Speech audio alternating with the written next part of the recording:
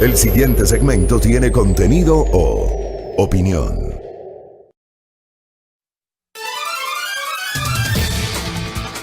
Seis con 25 de la mañana, gracias por la sintonía. Ya tenemos una muy interesante visualización en nuestra transmisión de Facebook Live a través de las fanpages de Majestad Radio y de Primera Plana. Muchas gracias por la gentileza, por los mensajes. Los saludo y les abrazo a todos a la distancia, muy amables, muy gentiles.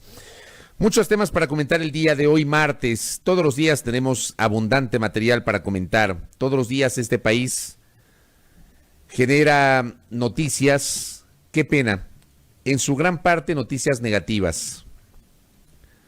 Es una pena, ¿no?, que siendo un país con tanto potencial, un país con tanta belleza natural, un país que se caracteriza por el trabajo de su gente, un país que a lo largo del tiempo ha enfrentado las duras y también las maduras,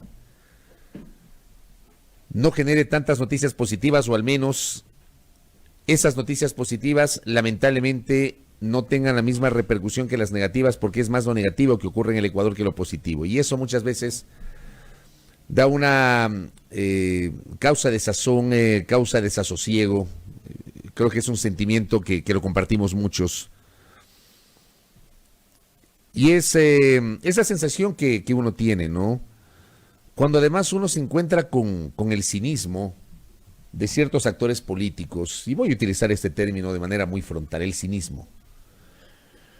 Ayer, por ejemplo, me pasó que el episodio de la colocación del grillete electrónico en el tobillo izquierdo del expresidente Abdalá Bucaram Ortiz y la actitud del propio Bucaram termina siendo una actitud cínica.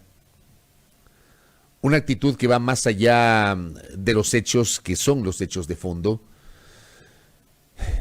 Hay casos y casos. Lo de Bucaram a mí, digo como antes, ocurrió antes, ocurre hoy.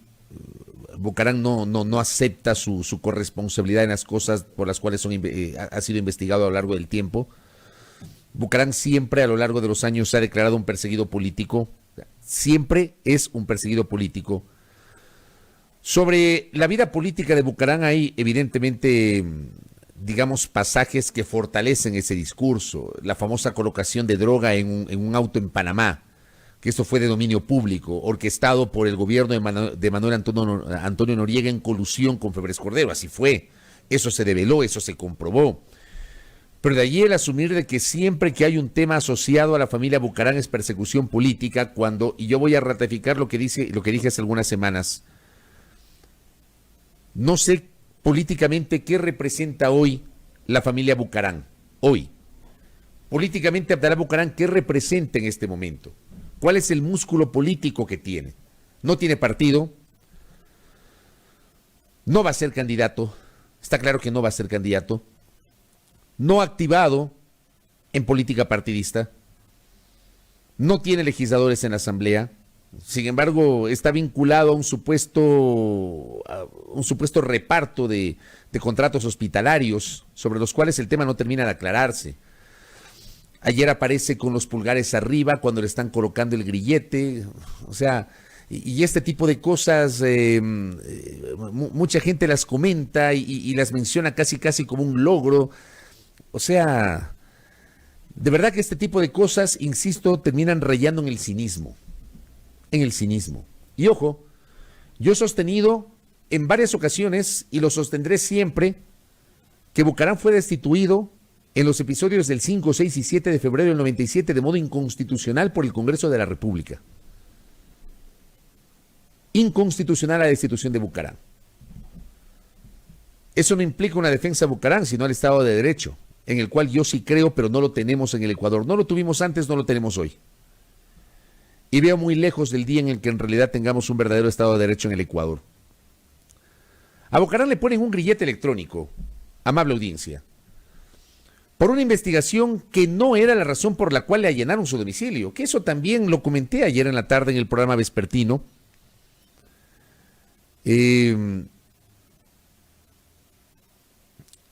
Decía, y a propósito de un mensaje que estoy leyendo, perdóneme, señor Ordeñana, ¿quién habla de imparcialidad? Usted a mí me ha escuchado alguna vez hablar de imparcialidad. A mí nunca me va a escuchar hablar de imparcialidad, señor. Déjeme decirle. Me tomo estos segundos solamente para responderle, porque a mí no me va a escuchar jamás hablar de imparcialidad, nunca. Yo no soy imparcial ni soy objetivo. Cuando hago género de opinión, no soy imparcial y no puedo ser imparcial. Es que no me venga con eso. Yo procuro ser riguroso y argumentado en mis comentarios, pero imparcial jamás. No me pidan imparcialidad, ni pidan imparcialidad a los periodistas, porque eso no existe. Eso es un cuento, eso no existe. Cuando uno hace género de opinión, uno toma partido, necesariamente toma partido. El tema es cómo lo hace, cómo se toma partido, cómo se direcciona la opinión, cómo se direcciona el comentario, cómo se ejerce la libertad de expresión. Así que no nos hablen de imparcialidad. Y cuando estoy diciendo lo que estoy diciendo es así. No es un comentario imparcial. Estoy hablando frontalmente y estoy diciendo que a mí me parece que lo que pasó ayer es una actitud cínica. Con una sonrisa, con los pulgares arriba, le colocan el grillete electrónico.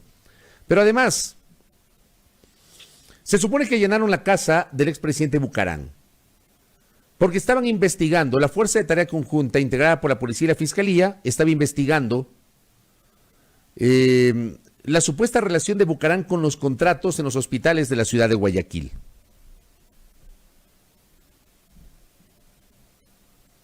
Terminan encontrando un arma y lo procesan por el arma.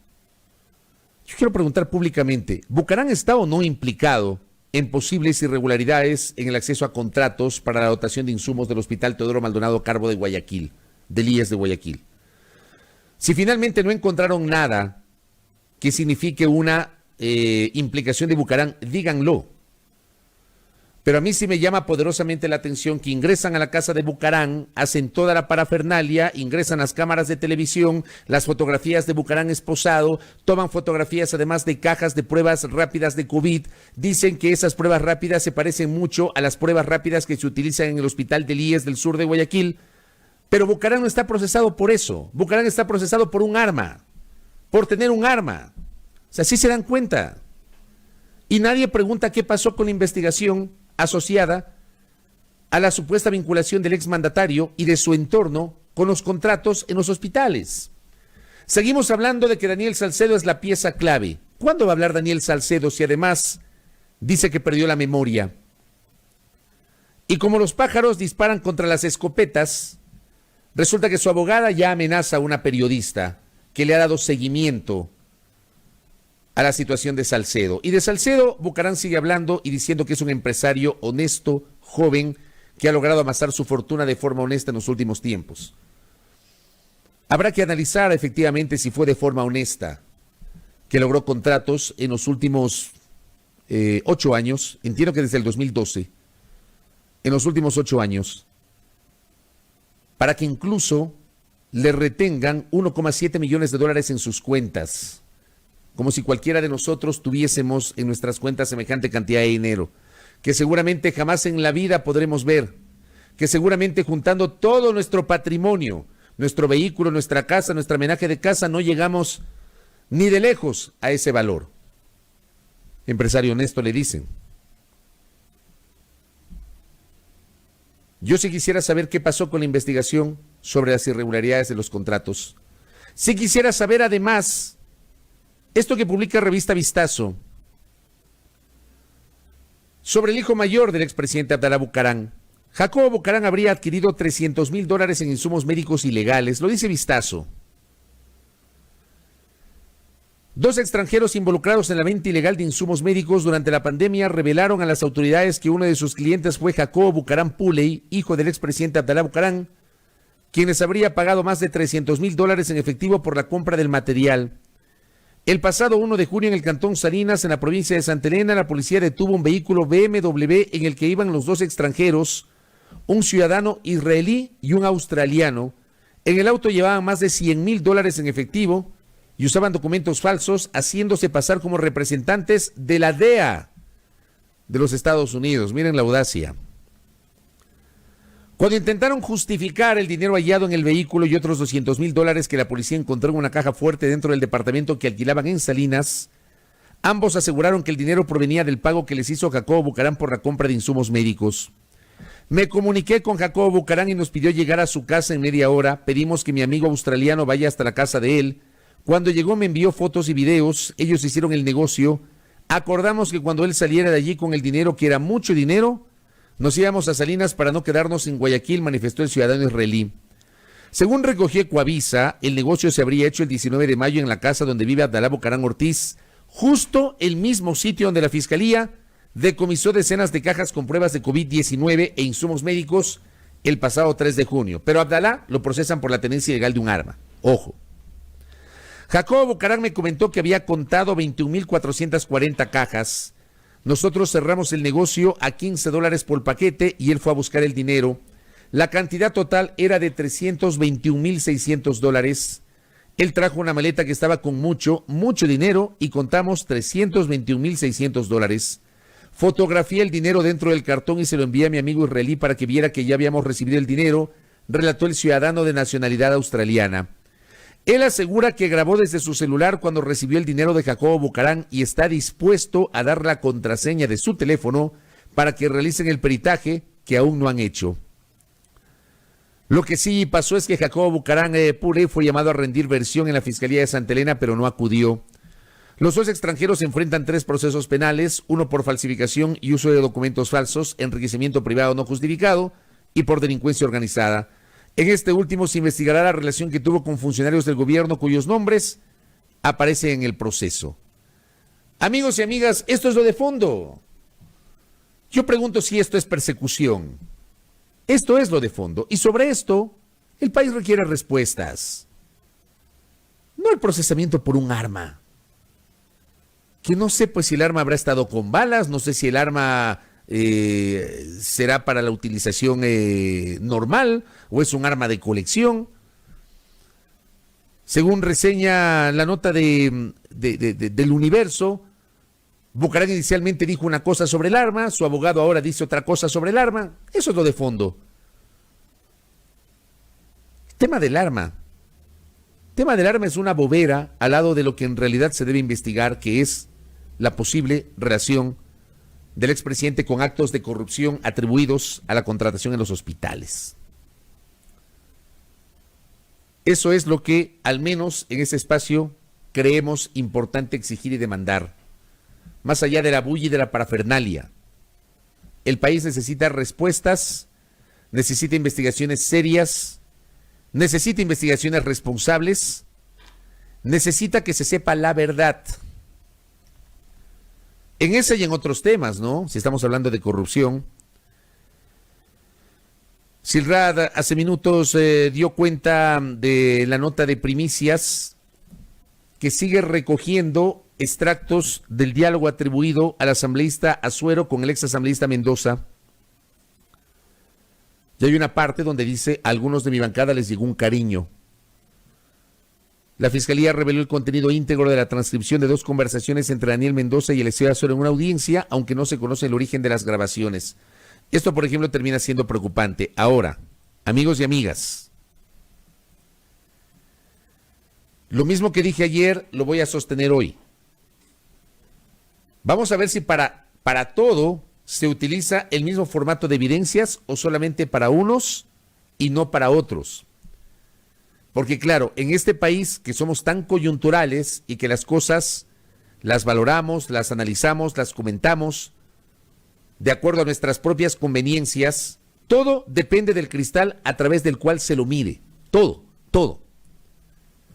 Ya, entonces para algunos lo que estuvo mal antes está bien hoy. Lo mismo que se hizo antes y que para estas personas, para este segmento de la sociedad estuvo mal, hoy las mismas prácticas son correctísimas. Y aquellos que las hacían antes y que las defendían, hoy las critican. Todo depende del cristal a través del cual se miren las cosas.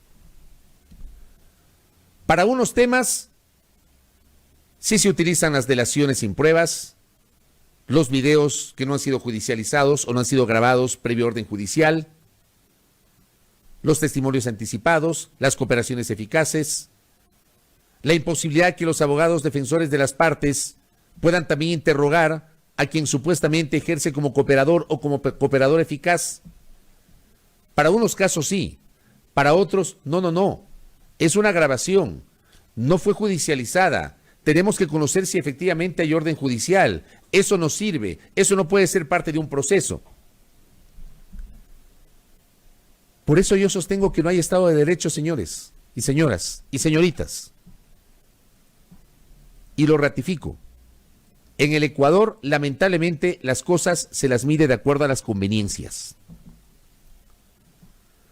Y gracias, Andrés. Andrés Reliche me escribe, me dice, sobre el tema de Bucarán, de Jacobo, que di lectura a la nota de vistazo. Lo preocupante del caso, me dice Andrés, es que la Fiscalía no lo vinculó en el proceso, pese a que los extranjeros dijeron que tienen una grabación en video. ¿Qué pasó ahí? Además, Jacobo fue llamado a declarar y no acudió a declarar según la nota de vistazo. No dicen que el que nada debe, nada teme.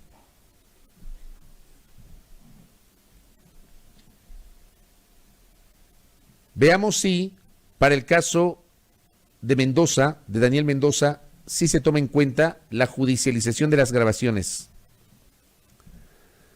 Y no seguimos aplicando lo que yo he sostenido a lo largo del tiempo, que a alguna gente no le gusta.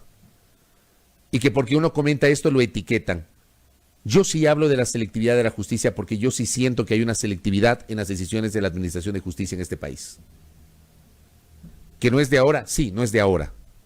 El tema es que nos habían dicho que hoy tenemos un mejor país que antes, que se reinstitucionalizó la República, que la consulta popular del 4 de febrero del 2018 abrió un nuevo momento en la República. Yo no veo que tengamos una mejor justicia. Tampoco creo que el Ecuador esté en capacidad de tener una justicia ideal. Creo que eso no existe en ningún lado. Pero estamos muy lejos de tener por lo menos una justicia decente. Una justicia que no sea selectiva. Una justicia que aplique el imperio de la ley para todos, absolutamente para todos, no solo para unos. Una justicia que investigue todo, pero todo, no solamente lo que conviene al poder político de turno. Esta ha sido una de las grandes tragedias de los últimos casi 41 años de vida democrática. Y sí, gracias, Anabel Tutibén, por ese mensaje. La justicia debería ser ciega, pero no es ciega la justicia, los ciegos son los jueces que imparten justicia. Los fiscales que investigan solo determinados casos. Es preciso que el país se dé un baño de verdad al final, al fin. Esto lo vengo escuchando hace muchos años y no ocurre. En algún momento hice una crítica sobre el hecho de que el único proceso sobre el cual se llamó una audiencia en el contexto de la pandemia fue el caso Sobornos. Y ya algunos asumieron que era una defensa a los encausados del caso Sobornos. Ese no es el punto. Y como lo dije ayer en el programa de la tarde, lo ratifico hoy. A mí no me corresponde, y ustedes no me van a escuchar jamás a mí, decir que fulano, sultano, mengano, perencejo son culpables o inocentes, porque yo no soy fiscal. Yo no soy juez. Yo no soy agente. Yo no soy perito. Yo soy periodista. Y como periodista y como ciudadano, yo sí exijo que la Administración de Justicia imparta justicia, respetando el debido proceso, la presunción de inocencia y el derecho a la defensa. Y la presunción de inocencia aplica a los procesados del caso Sobornos, cuanto hoy a los legisladores que están siendo mencionados en el famoso audio de Eliseo Azora y de Daniel Mendoza, y a la ministra de Gobierno y al presidente de la Asamblea. Aplica para todos, no solo para unos, dependiendo de si nos conviene o no. No solo aplica para Correa o no solo aplica para Romo, aplica para todos la presunción de inocencia. Pero esa presunción de inocencia, amable audiencia, tiene que ir acompañada de investigaciones serias, responsables, argumentadas, no selectivas. ¿Por qué siento que hay selectividad? Porque para unos casos avanza rápidamente la justicia. El caso de Sobornos ya avanzó. Ayer ya rápidamente emitieron el fallo del Tribunal de Apelación. Se buscará hasta el próximo mes evacuar la casación, de manera que el proceso quede ejecutoriado antes de la convocatoria de elecciones. Pero qué apuro.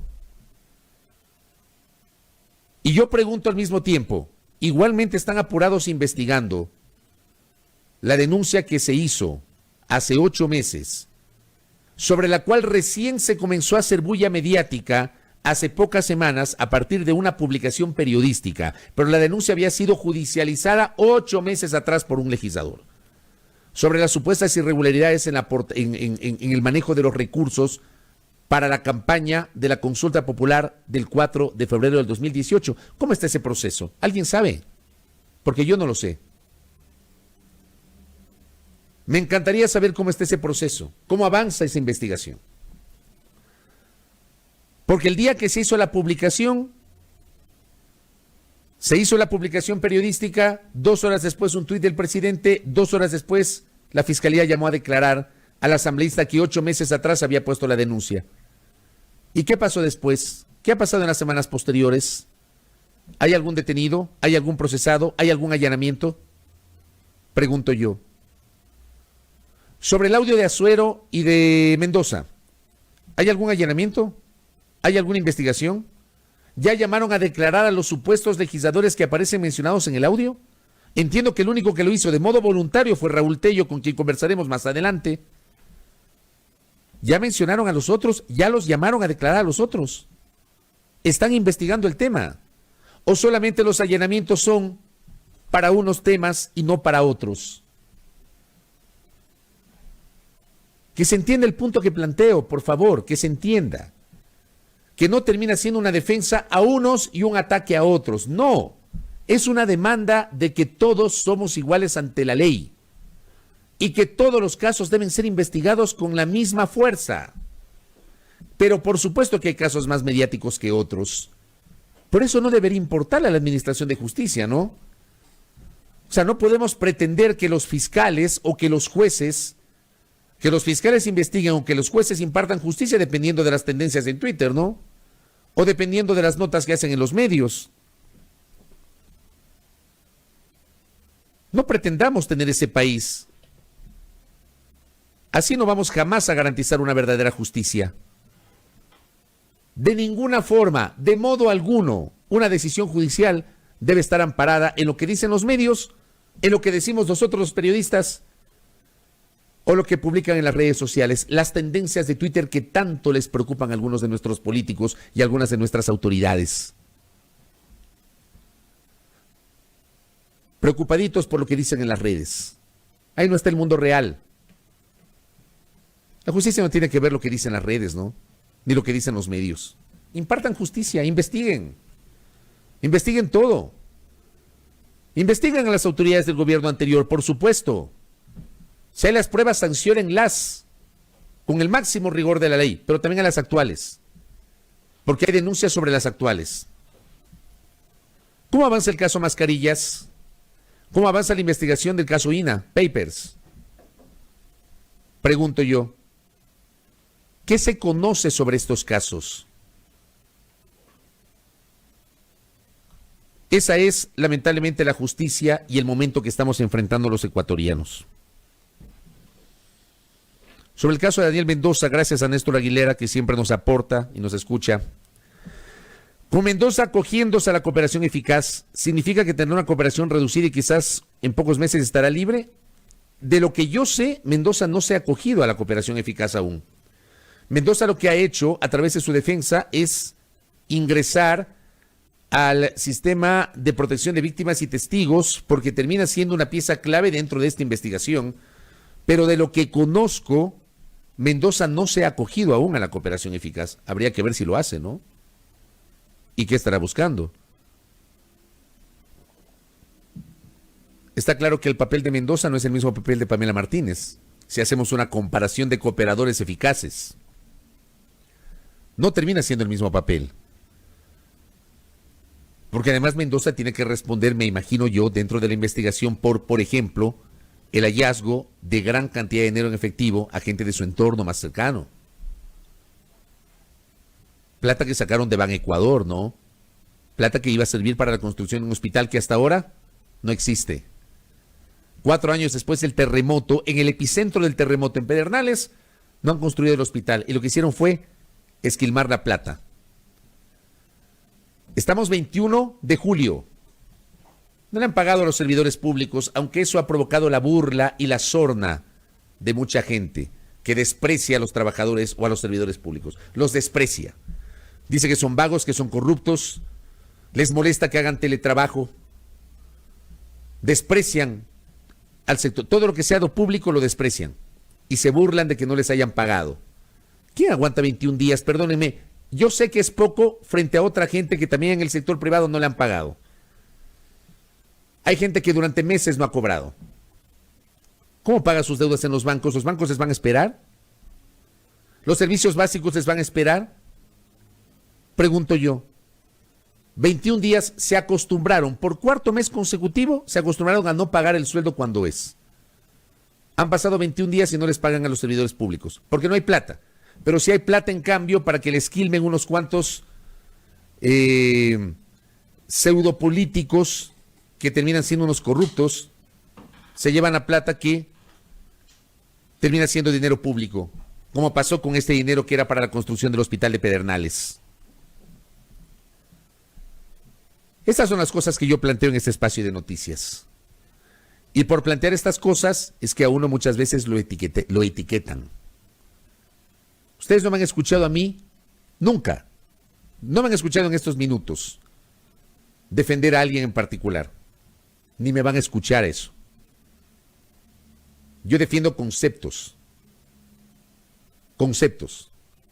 y mi concepto es ese. Yo no quiero un país, yo aspiro a un país en donde dejen de lado la selectividad, en donde de verdad, si alguien lo sentencian, la sociedad ecuatoriana tenga la certeza de que la sentencia estuvo apegada a derecho. Que no sigamos hablando de que las sentencias son políticas sino jurídicas. De que no sigamos pensando que los procesos se aceleran por la mediatización y no por el avance de la investigación. Investigación sí, mediatización no. Que la Fiscalía investiga porque tiene la convicción de hacerlo y no por lo que dicen las tendencias de las redes sociales. Eso es lo que planteo en este espacio. Y ojalá que se entienda lo que estamos señalando en este momento. Tema adicional que quería comentar el día de ayer. Quiero expresar mi absoluta y restricta solidaridad con mis colegas trabajadores de la comunicación de los medios públicos. Yo soy muy crítico y no es de ahora, yo lo he dicho toda la vida. El Ecuador no ha tenido medios públicos, aunque claro, cuando uno habla con la gente que ha trabajado ahí va a discrepar y está en su legítimo derecho. Es mi visión. El Ecuador no ha tenido medios públicos. Medios verdaderamente públicos no los ha tenido, lamentablemente. Han sido medios gubernamentales.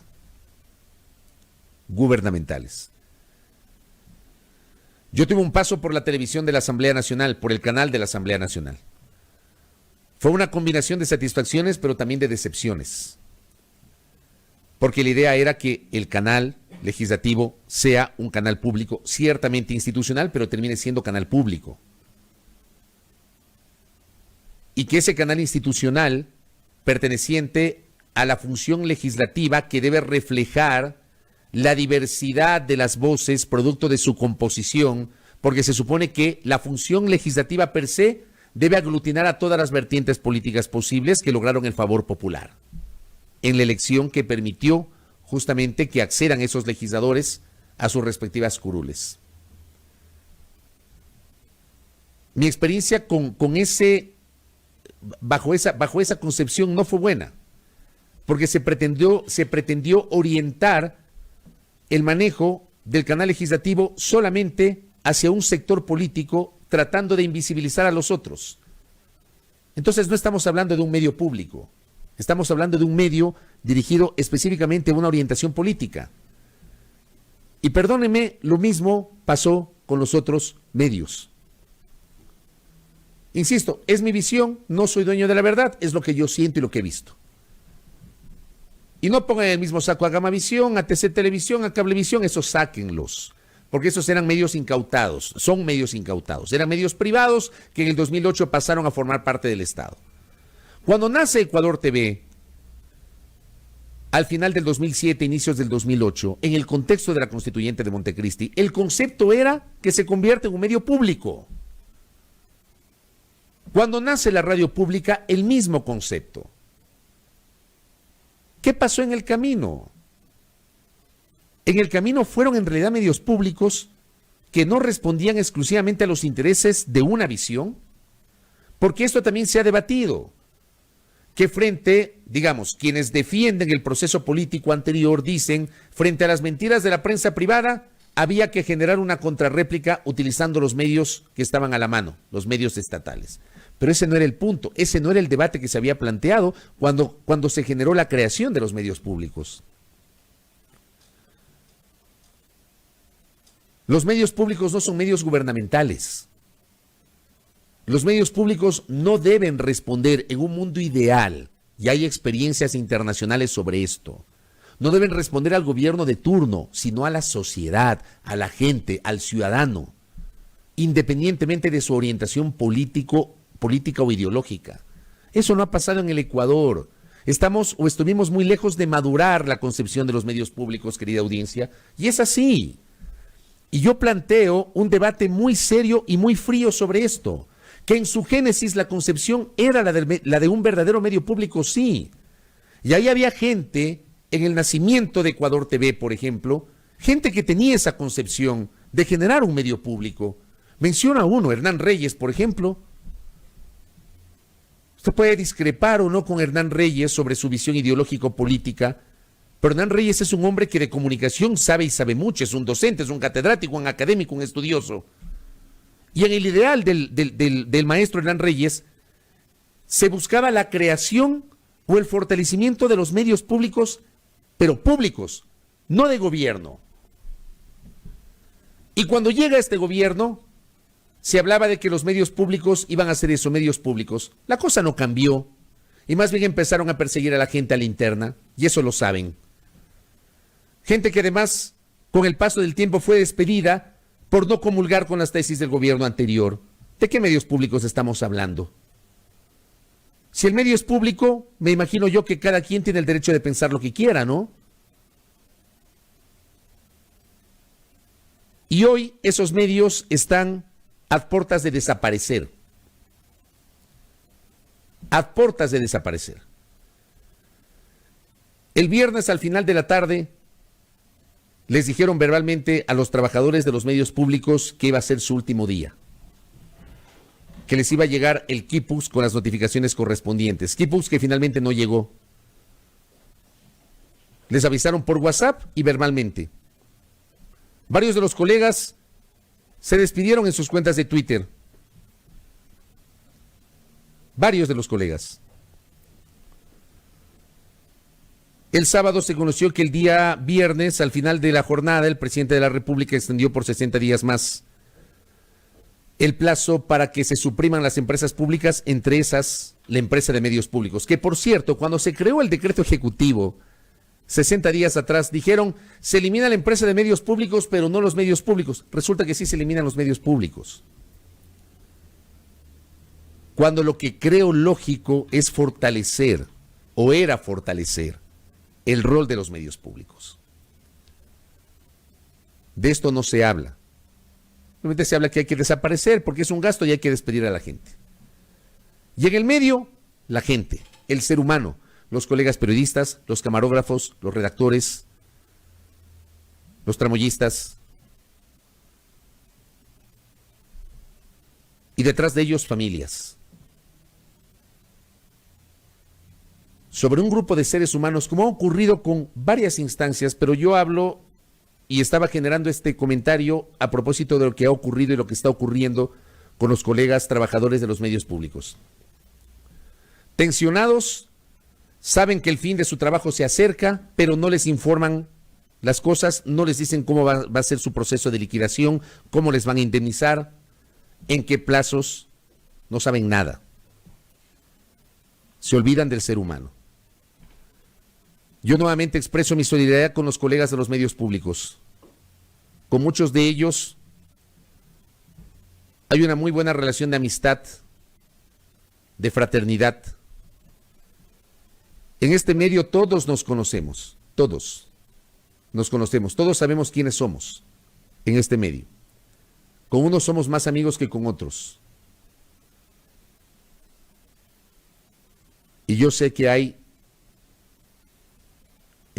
muchos de los trabajadores de la comunicación son gente de bien, gente honesta, gente responsable, gente trabajadora. Y esa gente está siendo maltratada hoy. 60 días más de agonía. Hasta ayer, de lo que supe, no les habían todavía notificado con las desvinculaciones. Mi abrazo solidario a los colegas de los medios públicos. Ya vendrán mejores días.